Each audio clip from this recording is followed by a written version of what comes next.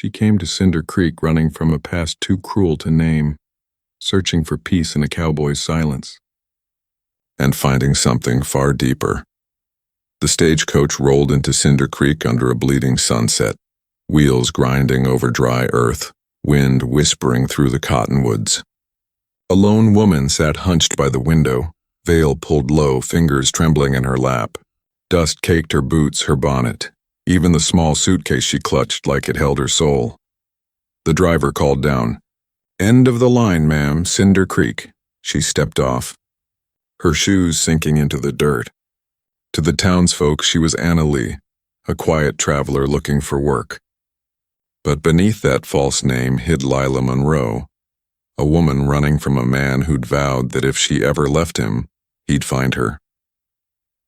The air in Cinder Creek carried both peace and suspicion. Folks there didn't pry much, but they noticed, and the moment she stepped off that coach, she could feel their eyes, shopkeepers, cowhands, even the preacher's wife peering through lace curtains. She walked with purpose toward the general store, shoulders tight, heart thudding. She'd memorized a line, practiced it all the way from Abilene. Looking for honest work, she'd told the storekeeper. Cooking, cleaning, don't need much pay. The man looked her over, saw the worn hem, the gentle hands not made for ranch work, the tremor in her voice, and pointed toward the northern ridge. Holt Ranch might need help. Sam Holt keeps to himself, but his place could use a woman's touch. By dusk, Lila followed a dirt trail through rolling pasture until the ranch came into view. The old house sat crooked against a backdrop of blue mountains, its porch sagging, chimney cracked. Horses grazed by the fence, their tails swishing in the still air. A man worked near the corral, sleeves rolled, hat low, back bent to the rhythm of the shovel. When he looked up, the light hit his face, broad-tanned, marked by quiet years and old grief. His eyes, gray as smoke, studied her a long while before he spoke.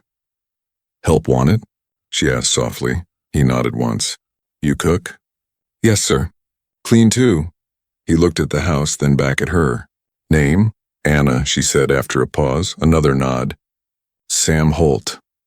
He turned back to his work, as if that was all the introduction required. That night she cooked beans and cornbread in the dim kitchen, the oil lamp flickering on the peeling walls. Sam ate in silence, his movements slow and measured, his gaze never rising higher than the plate. The silence wasn't cold, it was something else. A kind of stillness that seemed to wrap around them both like a fragile truce. She learned quickly that Holt Ranch was as quiet as its owner. The man barely spoke except when giving brief directions. Water troughs low. Fence needs mending. Storm coming. At first she thought his silence meant disinterest. But she caught the way he'd set aside a tin mug of coffee for her in the mornings, still steaming before he left for the fields. Or how he'd fix a door hinge without being asked, just noticing when things didn't work right. The townsfolk whispered plenty about him. "That's the Holt boy, came back from the war half himself. They say he lost his brother out east." "Don't speak since," Lila heard, and she didn't pry. She knew what it meant to lose words, to have pain settle too deep for speech. A week passed. She started sleeping through the night again, no longer waking at every sound. The ranch began to feel like a place time had forgotten, a quiet valley where no one would come looking. Then one evening, as she swept the porch, a group of ranch hands from town rode up, laughing, reeking of whiskey. One of them, a red-faced man with mean eyes, reined in close and grinned. Didn't know Holt had hired such a pretty housekeeper. She froze. His horse sidled nearer. When he reached for her wrist, she flinched hard, every muscle seizing with memory. Before she could speak, Sam was there. He didn't shout. Didn't need to. He stepped between them, calm but immovable. His shadow swallowed the man's laughter. "Go home," Sam said, voice low as thunder. The drunk ranch hand sneered, then saw something in Sam's eyes that made him turn his horse without another word.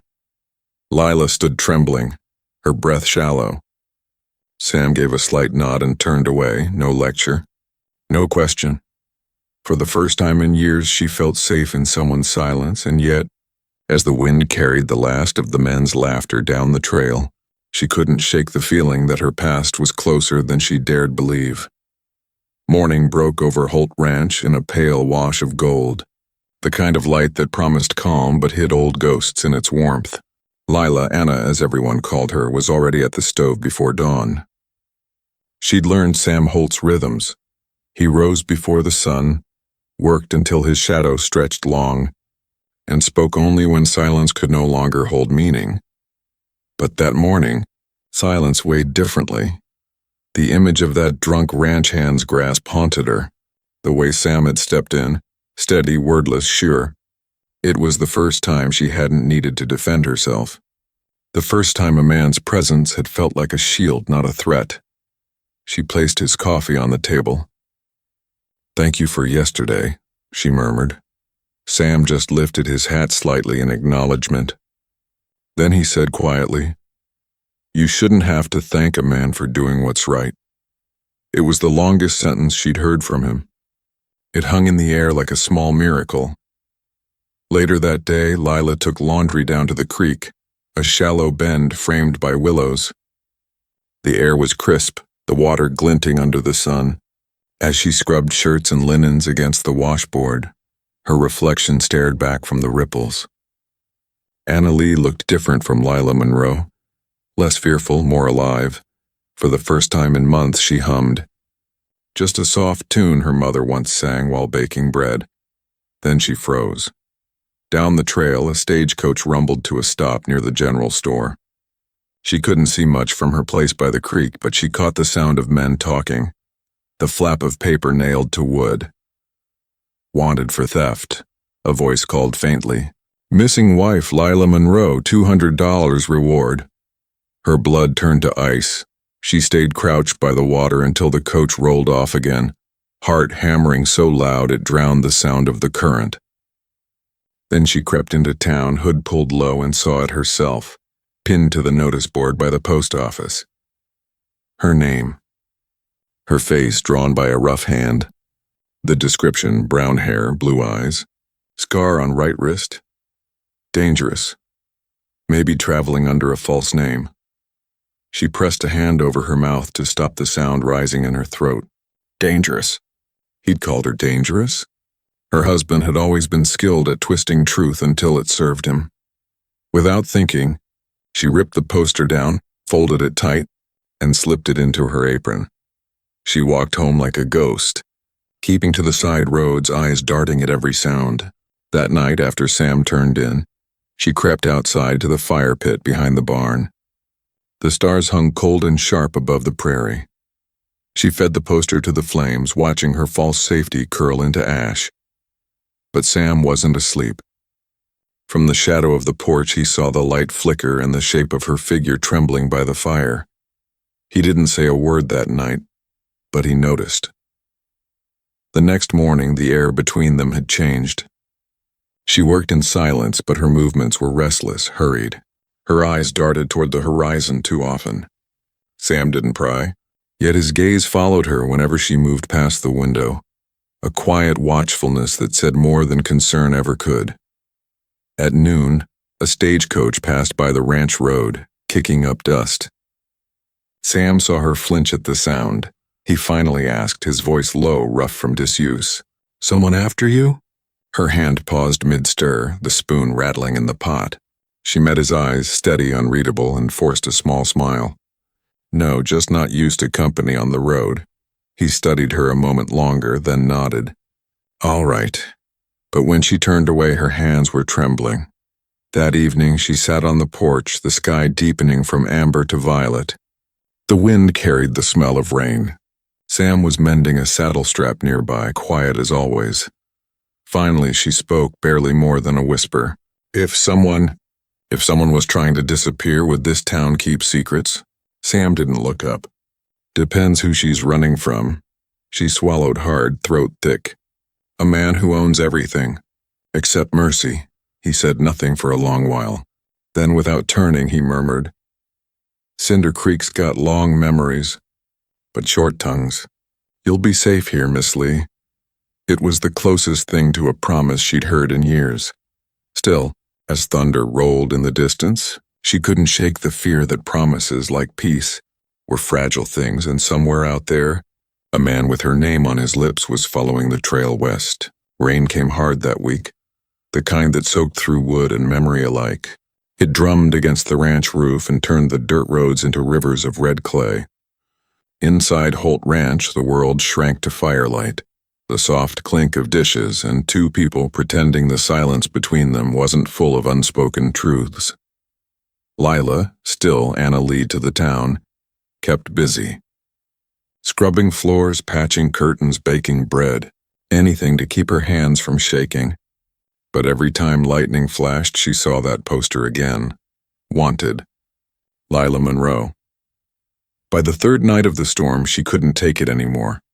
She went out to the barn to fetch wood, just to breathe under the open sky. The rain had thinned to a drizzle. She thought she was alone until a voice came from the shadows. "You burned something out here a few nights ago?" She turned, startled. Sam stood near the stall door, hat low, coat damp. Her heart stuttered. "I what?" "Fire pit," he said quietly. "I saw it," Lila froze. For a second she thought about lying, about pretending it was just scraps or letters from home, but she couldn't bring herself to. Not after everything he'd already seen. The flinches, the sleepless eyes, the way she always checked the road before dark. She took a shaky breath and said the words she'd been choking on for weeks. It was a wanted poster. With my face on it, Sam didn't move, didn't speak. The rain hissed softly on the barn roof. She forced the rest out, voice trembling. "My real name is Lila Monroe. I'm not a thief. I ran from a husband who called me his property. When his business failed, he blamed me, beat me near to death and said I'd pay him back one way or another. So I left. I've been running ever since." Her hands clenched in her skirt. "He'll say I stole from him. He'll send men. And when they come, they'll find me here." For a long moment, Sam said nothing. His face stayed unreadable, steady as the earth beneath them. Then he walked over to the stall, leaned the shovel against the wall, and finally looked at her. "You can stay," he said simply. She blinked, not sure she'd heard right. "What? You can stay," he repeated. "No one'll find you here, that was all. No questions, no pity, just calm certainty." Lila felt her breath break loose in a small sob she tried to hide. After so long fearing every man's voice, this quiet acceptance struck deeper than any speech could. The next morning, she woke to a world washed clean. Mist drifted off the grass, the creek ran clear again, and sunlight spilled through the window like grace itself. Something shifted in her chest. She stepped outside, barefoot, and felt the cool mud between her toes. Sam was already in the corral. Working on the fence post she'd mentioned was splintered. He didn't say anything when he noticed her watching, just gave a nod, a gesture that said she was seen and safe. For the first time since leaving her old life, Lila didn't feel like she was pretending to be someone else. Days passed in small, quiet rhythms. She began fixing up the ranch house, not for him but for herself.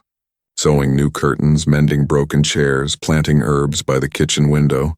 Sam didn't comment, but sometimes, when she caught him watching, there was the faintest flicker of something in his eyes. Recognition, maybe. A man seeing someone rebuild what he'd long believed was beyond repair. The whispers in town grew, as they always did. "Sam Holt's got a woman up there now. Reckon she's hiding something." "Don't matter. He's still got that haunted look." Lila ignored them. She had a home to tend, a life to quietly mend.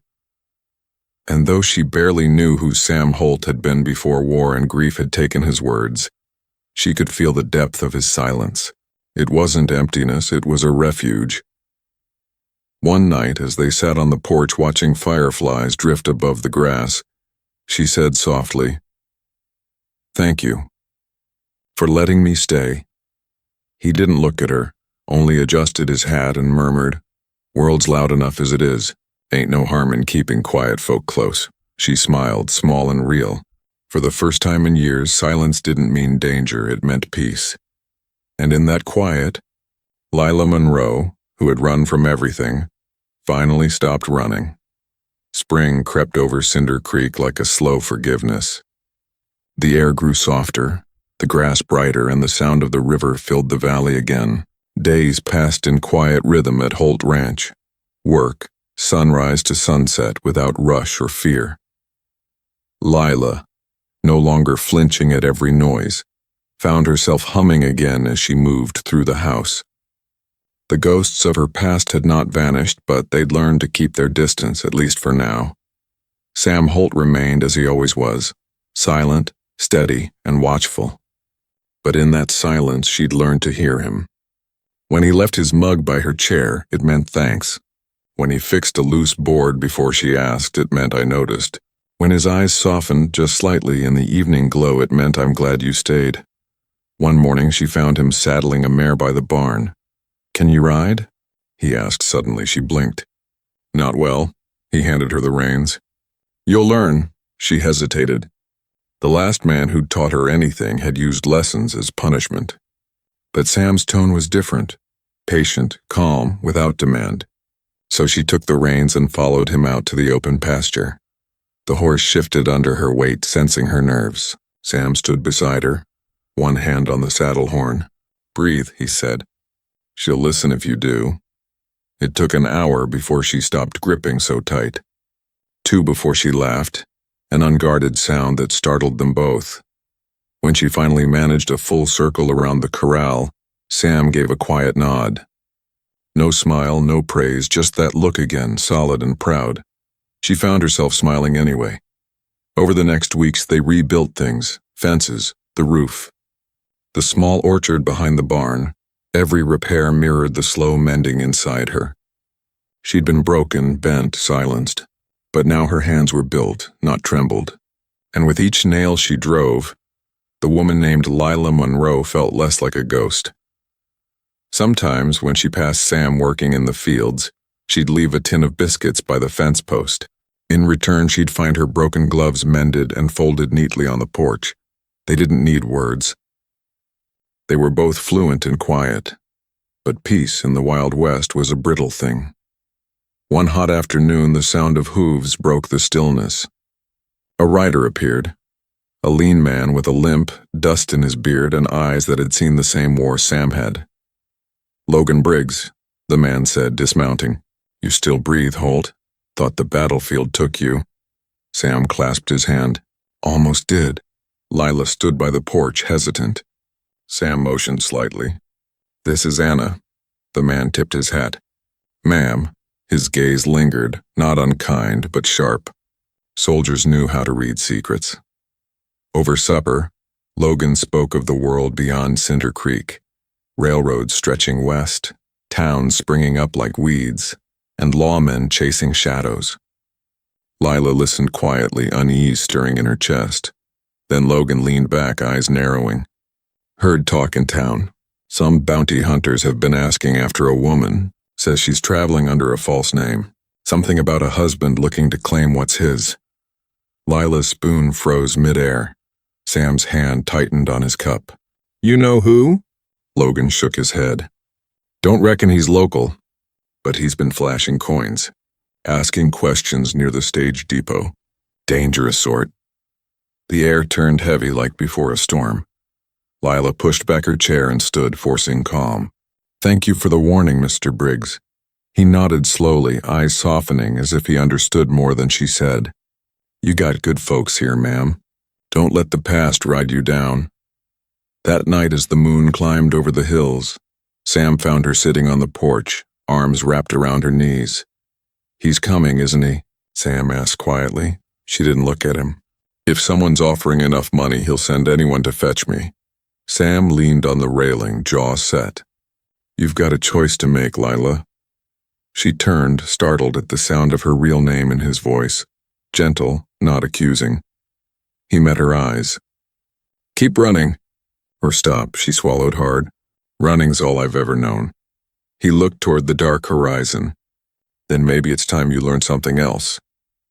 When she finally went to bed, she couldn't sleep. The house felt smaller, the wind sharper. But through the wall, She heard Sam moving, checking the rifle, latching the shutters, making sure every door was bolted. For the first time, someone else was standing guard for her, and though fear pressed close, it carried something new beside it: hope. By the next morning, Cinder Creek no longer felt like a refuge, it felt like a countdown. The bounty hunter was close. Lila could feel it in the stillness, the way crows circled above the ridge, the way Sam's gaze lingered longer on the road each dawn. The peace they'd built now trembled under the weight of approaching danger. Sam had been quiet all breakfast, which wasn't new, but this silence had an edge. He finally set his coffee down and said, "You should ride out, Lila." The sound of her real name again. It hit like a bell in an empty church. She looked up sharply. "No, you said he won't stop. That means he'll come here. I'm not running again." Her voice cracked, but her jaw held firm. "Every time I ran, I lost another piece of myself. I won't lose this place too." He stared at her, jaw working, the muscles in his cheek tightening. Then quietly he said, "If you stay, I stay. But I don't want your blood on my land." Lila met his eyes. "Then don't fight for me. Fight with me." For a moment neither spoke. Then Sam stood, the chair scraping against the wood floor. All right. It wasn't a promise of safety, but it was a promise nonetheless.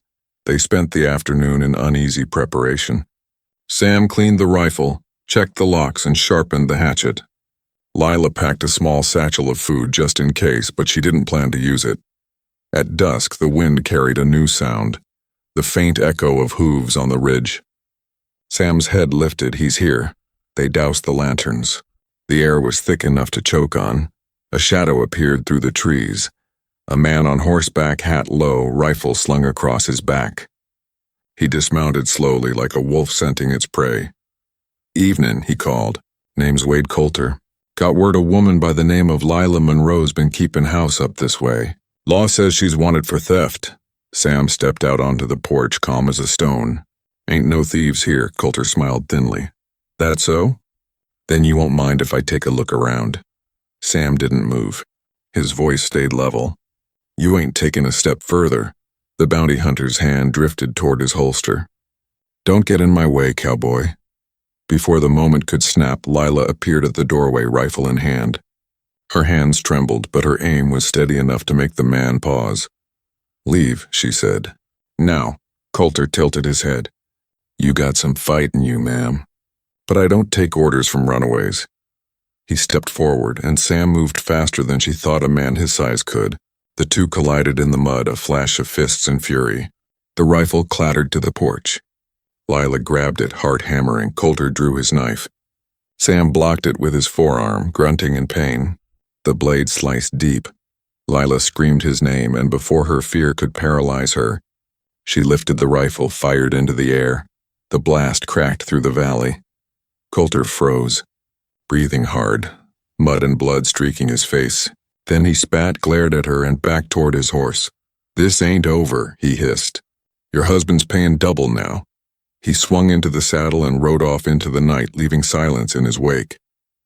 Lila dropped the rifle, rushing to Sam's side. His sleeve was soaked crimson. "Let me see," she whispered, panic breaking through. He winced but didn't pull away. "Just a graze." "You're bleeding." Had worse. She tore a strip from her apron, pressing it to the wound. "You shouldn't have done that." He met her eyes, steady despite the pain. "I told you, if you stay, I stay." Tears burned her throat. She tied the makeshift bandage tighter, whispering, "Then I'll stop running. For both of us." That night she sat beside his bed, tending his fever as rain began again outside. Each breath he took felt like a prayer she didn't know how to say. When dawn came, Sam stirred weakly. "You scared him off," she gave a small, shaking laugh. "You think he's gone for good?" He closed his eyes. "No, but he'll think twice next time." Lila brushed a damp curl from his forehead, her hand trembling. "I used to think strength meant not being afraid." Sam's lips barely moved. "Sometimes it means being afraid. And standing still anyway." She smiled faintly through her tears, and for the first time, Fear didn't own her, it only reminded her she was alive. Night stretched long over Holt Ranch. The lamps burned low, their glow flickering over Sam's face, pale from blood loss but still composed, as if pain were something he'd learned to live beside.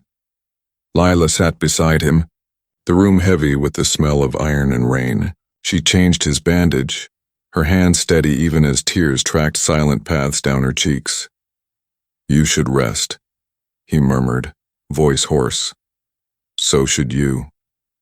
He managed the faintest curve of a smile. "Reckon I don't sleep much anyhow." Her fingers lingered on his wrist, feeling the pulse there, faint but strong. "You got hurt because of me." Sam's gaze drifted to the ceiling. "Weren't you who swung the knife?" "But he came for me." She stood abruptly, pacing the floor. "If I hadn't come here, if I hadn't brought my mess, you'd still be mending fences, not bleeding in bed." Sam's eyes followed her, calm even as his breath hitched. "You think you're the first soul to drag trouble my way?" She stopped. "I think I'm the first one you didn't send away." He looked at her a long while. Then finally he spoke, slow, deliberate, as if each word cost him something. "When I came back from the war, my brother didn't." Lila froze, the words cutting through the stillness. Sam's eyes were distant now, lost in another time. He was younger, fool-headed, thought he was invincible. "When the shooting started, I told him to stay down. He didn't listen. I found him after lying in the mud." His voice broke then, barely a whisper. "I was supposed to bring him home." Lila's throat tightened. "Sam." He turned his head toward her, gray eyes glimmering under the lamplight. "Since then, I ain't said much. Figured words don't do much good once they've failed you." She stepped closer, her own voice trembling. "You didn't fail him. Feels like I did. I came back breathing and he didn't." She sank onto the chair beside him, shaking her head. "I used to think that way too." He looked at her, brow furrowing slightly. "When my husband first hit me," she began, voice soft, raw, "I told myself I deserved it, that I'd done something wrong. And when I finally ran, I thought that meant I was weak. But I've learned running isn't a weakness, it's survival. It's choosing to live when the world's telling you not to." Sam closed his eyes, the words sinking deep. "And maybe," she added, voice thick, "you came back for a reason. Maybe it wasn't to save your brother, but to save someone else who forgot how to breathe."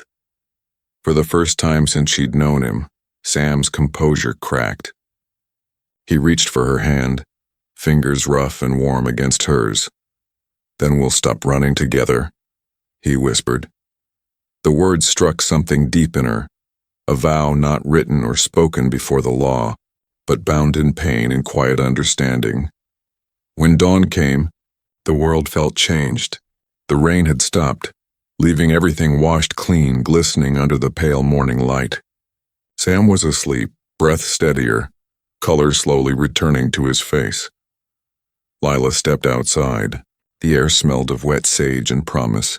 She could still see where the struggle had happened, the churned mud, the dark stains. But now, instead of fear, she felt resolve. She wasn't the same woman who'd stepped off that stagecoach months ago. Inside, she cleaned the rifle, her reflection flickering in the polished barrel. It no longer symbolized running or hiding. It meant standing. When Sam woke later, she was already by the window watching the horizon. He pushed himself up weakly. "He'll come back. I know. You could still go." She turned to him, eyes calm. "No, you said we'd stop running together. I mean to keep that." Sam nodded faintly, pride shadowing his tired face. "You're tougher than most men I've known." Lila smiled softly. "That's only because I've had to be." That night the wind shifted again. Coyotes howled far off and the air carried the uneasy stillness of something building, something waiting.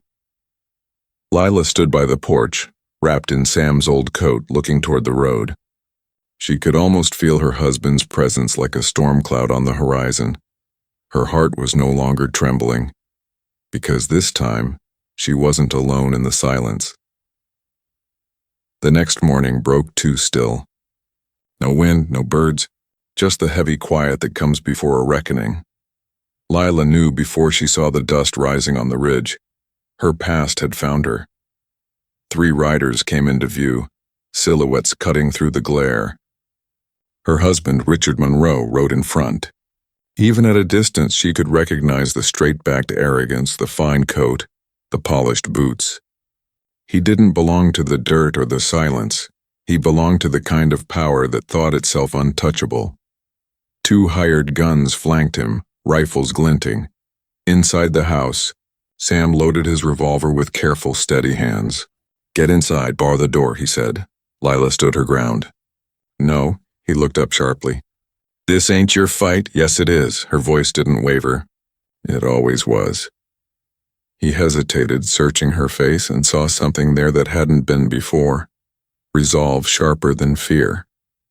He gave a slow nod. "All right then, we stand together." The riders reached the yard. Horses snorted, stirring dust. Richard swung down from his saddle, removing his gloves with deliberate calm. "Well," he drawled, "there she is. My runaway bride. Took you long enough to show your face, darling." Lila didn't move. She felt the tremor in her chest but forced her chin up. "Don't call me that," Richard smirked. "You stole from me, Lila, took money that wasn't yours." "I took my life back." He stepped closer, eyes narrowing. "You always did have a tongue on you. But we both know you don't have the spine to use that rifle." Sam stepped forward then, silent but unyielding, placing himself between them. Richard's smirk faltered. "Who's this?" "The mute cowboy you've been hiding behind." Sam said nothing. Richard sneered, turning to his men. "Teach him some manners." The hired guns dismounted, rifles ready. Lila's breath hitched, but Sam didn't flinch. He moved with quiet precision, one shot, then another. The sound cracked across the valley like thunder. Both men dropped, weapons clattering into the dirt. The smoke hung heavy. Lila's heart pounded not from fear, but from awe. Richard stumbled back, hand on his holster, eyes wild. "You'll hang for that!" Sam's voice, rough and low, broke the air like the first rumble of a storm. "Not if you ride out now." But Richard wasn't a man who knew when to quit. He raised his gun, and before Sam could react, Lila stepped forward. Her voice rang across the yard, clear and fierce. "Stop!" Every eye turned to her. The entire town seemed to hold its breath as she walked past Sam and stood between him and the man who'd once owned her name. "I'm Lila Monroe," she said loudly, so even the wind carried it toward the town below. "And I am not this man's wife anymore." Her husband's face twisted. "You think anyone cares what you say? You're a liar, a thief." "No," she cut in, steady as iron. "You're the thief. You stole years of my life. You took my voice, my home, my freedom. But you don't get my silence anymore." By now, townsfolk had gathered at a distance, faces peering from porches, whispers spreading like fire. The town marshal rode up slowly, rifle across his saddle. "What's this about?" Lila turned to him, heart hammering. "This man's wanted for assault and fraud in Abilene. There are witnesses, bank records. He's been chasing me to keep me quiet." Richard's face went red. "You can't prove—" The marshal raised his hand. "That's enough. I've heard plenty. You're coming with me, Monroe." 2 deputies stepped forward. Richard tried to resist, but Sam's quiet presence, gun still in hand, gaze steady, froze him where he stood. As they hauled him toward the wagon, Richard spat. "You'll regret this, Lila." She met his gaze one last time. "No, I'll finally sleep." When the dust settled, the crowd dispersed. Sam stood beside her in the fading light, blood drying on his sleeve, jaw tight but eyes softer than she'd ever seen. "You didn't need me to speak for you," he said quietly. "No," she whispered, "but I needed you to stand beside me." For the first time he smiled, small, weary, real. The silence that followed wasn't the kind born of grief anymore. It was peace. And in that stillness, Cinder Creek felt like home. Winter settled softly over Cinder Creek, laying a thin quilt of snow over the fences and the roofs. The world seemed quieter now, not heavy and fearful, but calm in the way morning light feels after a long night. Lila Monroe, no longer hiding behind Anna Lee, stood on the porch of Holt Ranch, her hands wrapped around a steaming mug. The sky blushed with dawn, pale gold spilling across the pastures. Sam was in the field mending the corral fence. His coat was dusted with frost, his movements steady and patient. The rhythmic tap-tap of hammer against post echoed faintly across the still air. Every sound here had become part of her healing. The creak of saddle leather, the wind brushing against the windows, the steady clop of Sam's boots when he came back inside each evening. It was peace. Earned peace. The town had changed too. A few weeks after Richard's arrest, the marshal wired Abilene. The charges stuck. Word spread quickly as it does in small places, and for once, the whispers weren't cruel. Now when Lila walked through town, people tipped their hats. Mrs. Greeley at the mercantile saved her the freshest bread. Children from the schoolhouse waved when she passed.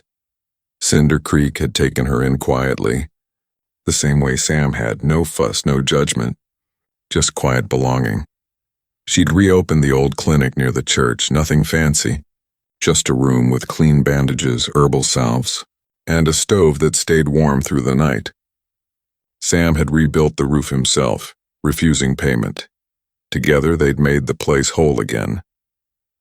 One afternoon, a ranch hand came in with a busted arm. Lila splinted it while Sam waited outside, his hat low, snow melting on his shoulders. When she stepped out, she found him standing there watching her, eyes soft beneath the brim. "Did good work in there," he murmured. She smiled faintly. "So did you fixing that roof," he shrugged. "Guess we both mend what's broken." There were nights when the memories still came, hers of shouting and slammed doors, his of battlefields and loss. But the difference was they didn't face them alone anymore.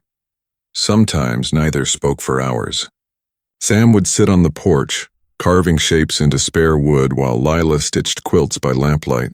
Words weren't needed. Their quiet was full, not empty. One evening, as the fire crackled low, she said softly, "I used to think silence was a cage." He looked at her then, the glow catching in his eyes. "And now?" "Now it feels like shelter." He nodded, gaze returning to the flames. "That's what I was looking for too. Didn't know I'd find it with you." She reached over, laying her hand over his scarred one. "You didn't find it with me, Sam. We built it." Spring crept back into the valley before long. The grass came green again. The creek thawed and sang its way through the stones. On a warm morning, Lila saddled her horse, the same mare Sam had taught her to ride months ago. She was heading into town with supplies for the clinic. Sam tightened the last strap for her, glancing up with that small, shy smile she'd come to love. "Don't be late coming back," he said. "I won't," she replied, meeting his gaze. "You'll miss me." He gave a low chuckle, rare but rich. "Reckon I already do." She leaned down, pressed her forehead lightly against his. "You don't have to say much, Sam. I hear you anyway." He nodded. "Good, 'cause I ain't stopping now." She rode out into the sunlit morning, her skirts brushing the wind, heart light as the fields around her. The road stretched wide and open ahead, but this time it didn't mean escape. It meant life. That evening, as the sun sank behind the ridge, she returned home to find Sam on the porch, a book open in his hands, something she'd caught him trying to read lately. When he looked up, she smiled. "How far'd you get?" He flipped a page, thoughtful. "Far enough to know the end's worth the start." She stepped beside him, slipping her arm through his. "Ours too, Sam, ours too." The horizon burned gold and violet. The ranch bathed in quiet light, and in that silence the kind born not of grief, but of understanding. Two hearts finally rested, no vows spoken. No grand gestures, just the simple truth of two souls who'd survived the storms and found home in the hush that followed. If Lila and Sam's story touched your heart, don't forget to hit like and subscribe for more heartfelt tales from the Wild West. Your support helps keep these stories alive, one quiet act of courage at a time.